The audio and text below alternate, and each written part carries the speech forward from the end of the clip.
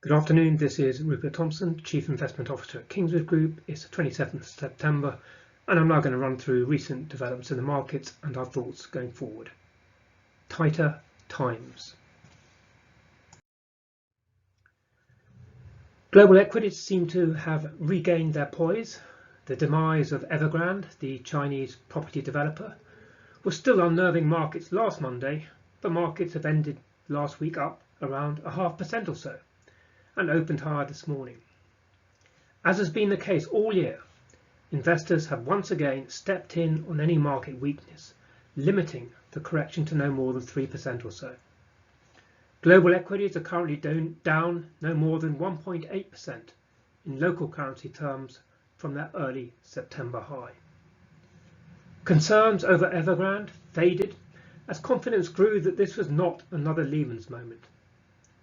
Bond and equity holders will be hit, but the Chinese authorities seem to have the means and the intention of limiting contagion to the wider financial and property sectors. Instead of worrying about Chinese property, markets have returned to more familiar ground, namely poring over the tea leaves of the latest meetings of the Fed and the Bank of England. And for once, the message was pretty clear-cut, namely monetary tightening is now round the corner. The Fed gave a heavy hint that quantitative easing tapering will begin in November and end in mid-2022, implying its current monthly bond purchases of some 120 billion a month will be scaled back by around 15 billion a month. This timetable is slightly faster than expected, but not a major surprise. The other big focus was the so-called Fed dot plot, which shows the interest rate projections of individual Fed members. The key development here was that as much as half the Fed is now forecasting a rise in rates next year, and the median forecast for 2023 is now for 3 increases rather than just 2. But it was the UK where the bigger shift in expectations occurred.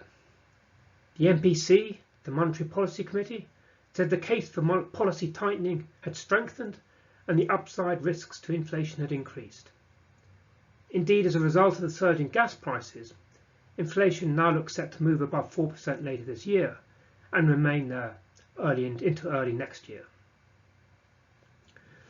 The BOE's quantitative easing programme will finish by year end as planned, but the first rate hike now looks likely to occur as soon as the first half of next year, possibly as early as February.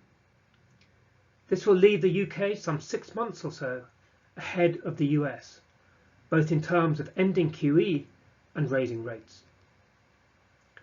Even so, the first hike should only comprise a rise in bank rate from 0.1% to 0.25%.